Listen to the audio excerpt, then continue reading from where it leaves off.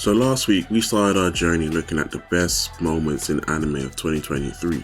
Now in part 2 of this series we're going to be looking at the best fight scenes that anime has produced this year. One noticeable change, I don't have a script, so we're just going to be freeballing it as per normal. However, it's still going to be a great video. As today we're going to be looking at the best fights out of 2023. There have been some real bangers this year from a range of different animes. This list was so hard to write. When I say that I had to take extra days just to figure out where would one list go and where would one item go, this is exactly what I mean. It is such a difficult list to make. But without further ado, let's just get into it.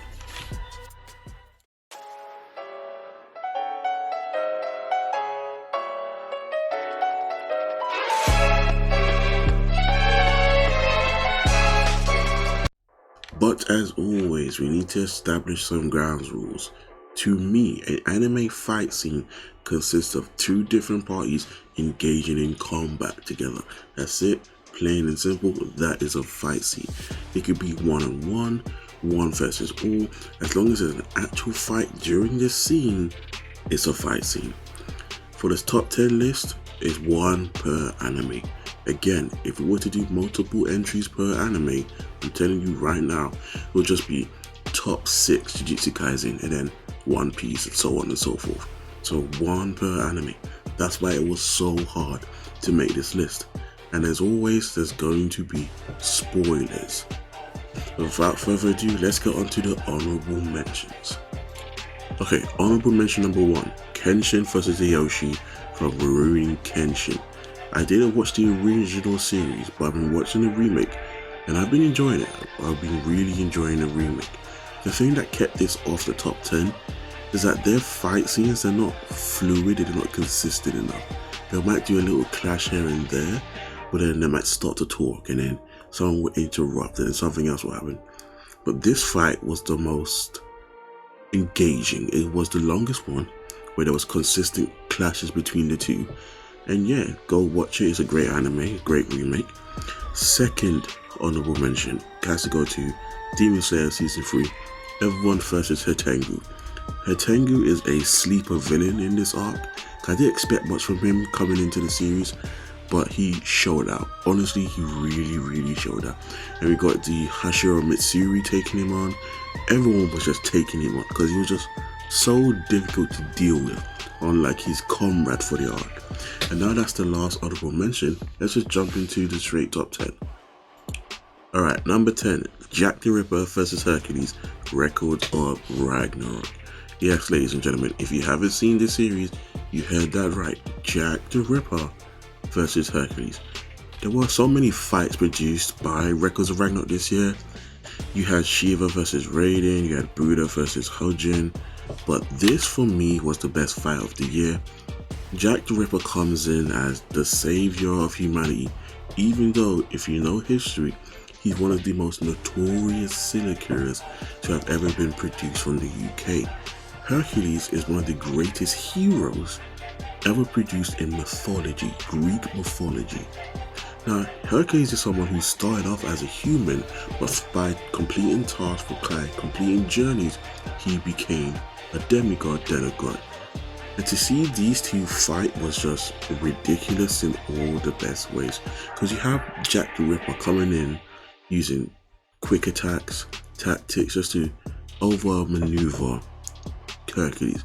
Then you have Hercules coming in just using brute force, using unbelievable strength, and just fighting like a standard warrior.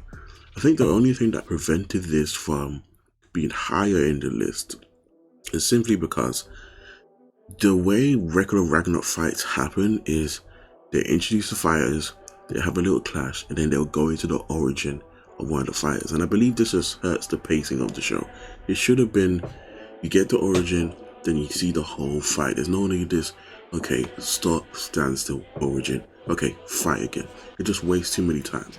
The fight itself was really good for the most part. You had Jack using his knives, you had Hercules using his mallet, hammer, whatever you want to call it. The ending was really surprising as well. It's got to the point where Hercules started to understand Jack and felt sort of sorry for him, and in a way forgave him for how the match concluded, you know what I mean? Jack the Ripper got the W, and he's going to be an interesting character moving forward in the anime. So yeah, that's number 10. Number 9 is just Shigaraki versus everyone, My Hero Academia. If you've seen the first video, you know that he had a moment of the year for me. Well, not number 1, but definitely in the list. When he awoke and just absolutely decimated everyone with his decay quirk. No one was ready. And then they decided to go face him one-on-one. When that didn't work, they got everyone. And he still overpowered them. We'll talk about Endeavor, the number 1 hero. The Dragon Hero.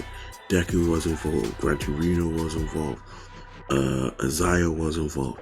We're talking about Prime Heroes was involved in this fight. And they were all outclassed. Simply because Shigaraki right now at his current power level is a city destroyer by himself. Aizawa kept his decay quirk at bay, but that did not stop Shigaraki from wrecking house. I cannot tell you the amount of times this guy has disrespected the heroes in this one simple fight. There was a time where he mocked the All Might pose while standing on Endeavor and the Dragon Hero. It was insane. Shigaraki right now is one of the, let's say, pivotal, interesting villains in anime right now. Because he started off as this like shriveled, weak-looking guy, but now his current stance in the anime and manga makes him such an unbelievable threat. And this fight illustrates that to a T. Now, this season didn't really have that much fights, and the fight itself, it was cut up into many different episodes, but it's still a great fight nevertheless, and that's my number 9 pick. Number 8, Mash vs. Abel, Magic and Muscles. If you've been following me on TikTok, please go and follow me. You will know that I absolutely enjoyed Magic and Muscles this year. Brand new anime to hit the scene. Absolutely loved it. It was a ridiculous anime, but in all the good ways. Please go out your way to watch it. Mash vs. Abel was the last fight in the series, season 1 so far, and it blew me out the water. We have Abel, who's sort of this, we could call him Slytherin, like non-copyright Slytherin group, right? And he has the ability to control doors as well as convert people into doors. And Mash, the plot device, you know, he has no magical abilities whatsoever. And so he's just coming into this fight with just pure strength. And really and truly, that's all he needs. This guy's strength is unbelievable. And you see it displayed in this fight. Abel summons this giant doll with like a head of a baby with claws and tendrils. And Mash absolutely wrecks it. What cinched this as a top 10 pick for me was the moment Mash tombstone power drive this guy into the ground as a way to finish the fight. It was beautiful, magnificent. Please go watch this series when you get the time to. Number 7, Snake vs. Thorfinn, Vinland Saga Season 2. Now this for me, right, this was such an important fight because for the whole of Season 2, or the beginning half, leading on to the second half, Thorfinn has been on this journey of discovering what his purpose is, discovering how to bounce back from his life, and just ultimately committing himself to non-violence. He doesn't want to kill anymore, he's done, he's over with it. This was the first fight he's had since vowing never to fight again. And to come across this guy who's essentially a mystery, no one knows what he's about, all we know is that he's pretty strong enough to activate the fighter in Thorfinn to get him to actually come out again. This was going to be an interesting fight, and it was. This guy put Thorfinn into his paces.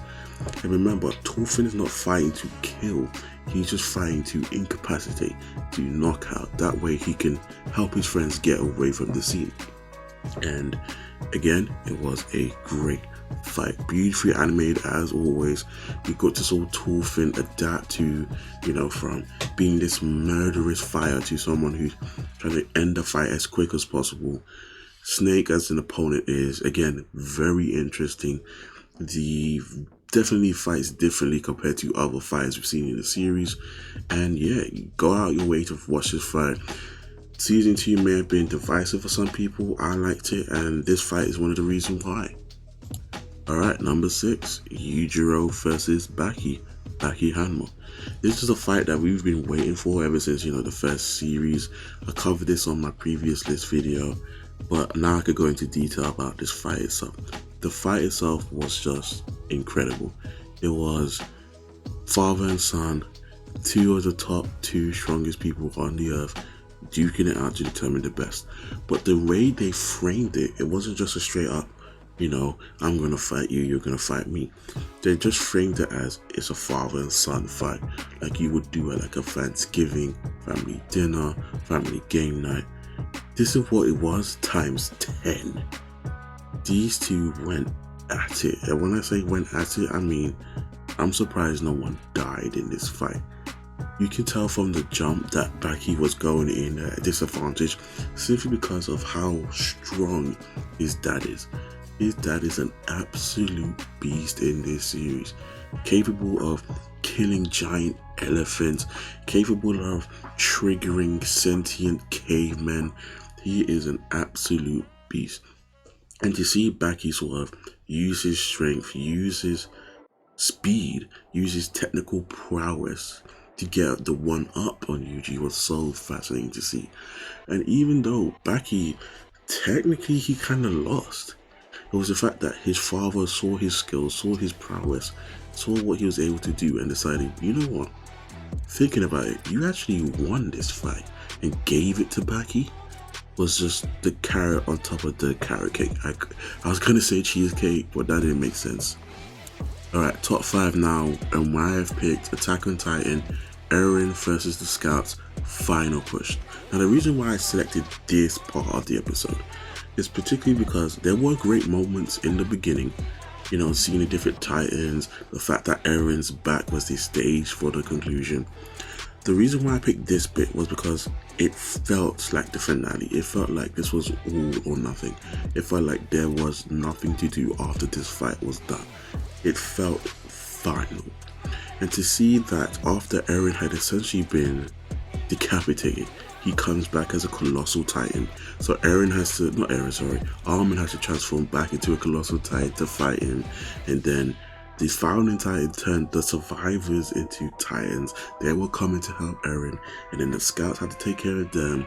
You had Ragnorak actually, trying to stop the founding titan from reaching Eren. You had Levi coming in clutch. You had Armin taking it to Eren, even though he vowed against violence, which is something to keep in mind of.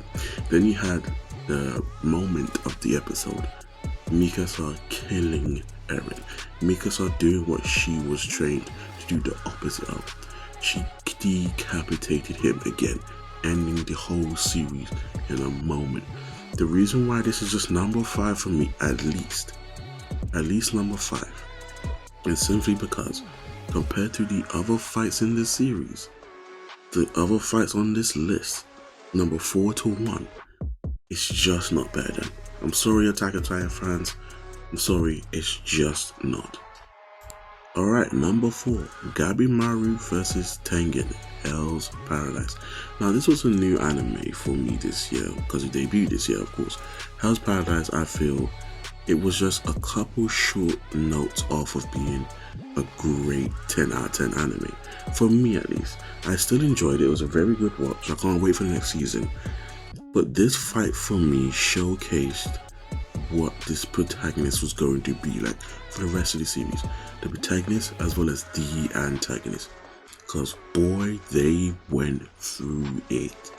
The animation, the mindset of Gabimaru refusing to die in order to go back to his wife. This being that looks unbeatable, just transforming, changing forms. But the absolute back and forth these two had was insane. If you haven't seen Hell's Paradise, quickly go to YouTube, type it in and watch this section of the fight, and then you will be hopelessly hypnotized to go watch this fight. It was unbelievable. When I tell you, right, Because I was watching the series and I'm thinking, you know what? I'm enjoying myself. I'm seeing where this is going. Plot is moving slowly, which is good. It's a slow burn. I really like that. And to see just these two go at it, face to face, blow for blow, and Gabi Maru coming up on top was just chef kiss. It was a really good fight. I think what put this as a number 4 slot above Attack on Titan is simply because nothing beats just a straight one-on-one fight. It's just straight up between them two, no one else involved. And to see just the bloodshed, the body mutilation, it's just an amazing fight. Please go watch it. Alright, number 3 we have Remy versus Kenpachi, Bleach, 1,000-Year Blood War. This part produced so many good fights. You had Renji showing out like he's gonna do something. You had Mayuri looking devilish as ever. Heck, you even had Kensei and Rojiro being useful for a little bit before they were absolutely slaughtered. But the reason why this fight for me was the best of the season was simply put, Kenpachi is a beast. Kenpachi, after his great fight in the previous part, comes in this fight as an absolute unit. But that's nothing to take away from Gremmy. Gremmy was such a problem that he was arrested. They didn't show it in the anime, but he was arrested and he was under lock and key. They only brought him in as a last minute resort. When I tell you this guy was a problem, he has the ability to imagine anything and bring it to real life. He shouldn't have lost, but he lost due to his own stupidity. But when I tell you, this fight was amazing. To see two absolute units, two absolute beasts of people with insane durability, insane abilities, insane powers go at it one-on-one. And to see Kenpachi evolve to a point we never thought was possible was absolutely insane. Best moment had to be when Kenpachi cut the meteor, or when he survived in space. But it was an absolutely great fight. Alright, number 2, Kaido versus Luffy. Round, I think about maybe 4. You heard me, 4. I don't want the first round, second round, third round. It has to be number 4. Gear 5 was involved. Kaido going all out was involved. It was just an insane final round for their long fight. The reason why this is only number 2 is, I have to say, the fact that Luffy got beaten maybe 3 times beforehand really sort of hampered this final moment. But this again, Gear 5, insane debut, and going up against Kaido, who probably is the strongest opponent we've seen in the series thus far. It was just beautifully animated, well choreographed. There were moments in this where my mouth was literally hanging open and I couldn't believe what I was actually watching. To see Luffy go up to this new level, to see Kaido be pushed to his limit as well, that final conclusion, that giant fist that Kaido got knocked out, to see that just breath of relief in Luffy, like, yes, it's done, it's over, I've won. To see Kaido, who was such a formidable opponent, who was teased so early on in the series, who one-shot Luffy at the beginning of this arc, to now be defeated and lose his position as a Yonko, insane. If you're a One Piece fan, I knew this blew your mind, but trust me, number 1 has beaten this by far. The new number one fight of the year for me, Jujutsu Kaisen, Todo and Yuji versus Mahito. The last fight of the season, most likely. I'm hoping that's the case. The reason why I say new number 1 is because I originally recorded Sukuna versus Mahoraga as the new number 1. But the fight just came out today. I had to change my opinion. I had to change my pick. This fight was incredible. This fight lasted last week's episode and this week's episode, and my word, this fight was everything. Last week's episode, Todo shows up, saves Yuji, And he gives us this spiel about, we choose where we are, we choose destiny. But ultimately, he's there to save his best friend, his brother. Oh my god, what a moment. And the two, as always, they jump straight in and they start jumping Mahito. Mahito, I have to give credit where credit is due. Mahito this season has been on demon time. He has taken out 2 people, 2 allies, 2 protagonists. He has been on smoke. And even though he was getting jumped, he was still on smoke. Whatever they dished out, he gave them back. Even in this episode, whatever they were doing, he always had a counter for it. It was masterful, it was beautiful, it was magnificent, it was everything and above. When I tell you, the ending of last week's episode, I could not wait for this week's episode. And a part of me was nervous, thinking, oh my god, I've already recorded the Mahoraga fight. I don't want to have to re-record just because of this fight, but hands up, it was a great ass fight. I can't deny it. Leading to this week's episode, oh my god. Mahito had some more tricks up his sleeve. He transfigured more humans, made them OP as fuck, but yet weak as fuck at the same time. It was incredible. Todo, still the child of the season, held his own, came back to help Yuji. Yuji, he has been through it this season, losing 2 of his friends, being pseudo responsible for the death of 1,000, but this guy was in it. The black flashes, the kicks to the head, just the clap teleportations, the boogie woogie is back, friends, for a limited time offer. That's because Mahito did something that I will never forgive him for. He took one of Todo's arms, and now Todo is without an arm, so you can't use the boogie woogie. I am disheartened, but Mahito got his in the end. Yuji, my man, MVP of this season. That's a lie. It's probably going to be Suka now. He gave him the Black Flash to end all Black Flash, and he finally defeated Demon Mahito. Mahito even transformed into his new form. The new form that he discovered in this fight, mind you. He discovered it. He tried to put it into work. Yuji said, nope, you're unemployed. He cut it off straight, and it was amazing. Not amazing.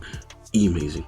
And then he had the balls, the absolute balls. This is Mahito now. He tried to use domain expansion, right? I'm sorry, this is going to be out of order because I'm just so excited. He tried to use domain expansion, right? And he tried to copy the time frame Gojo used. This way he wouldn't bother Sukuna, and it worked. It absolutely worked. Props again to Mahito. It absolutely worked in his favor. It was just amazing. Then he transformed into his brand new form. This was after taking Todo's hand and putting him out of the fight. He's not dead, just out of the fight. Then Yuji used the Black Flash. Insane sequence of events. And after all that, Yuji started trash talking him. It was beautiful, talking about, I'm gonna kill you whenever I see you.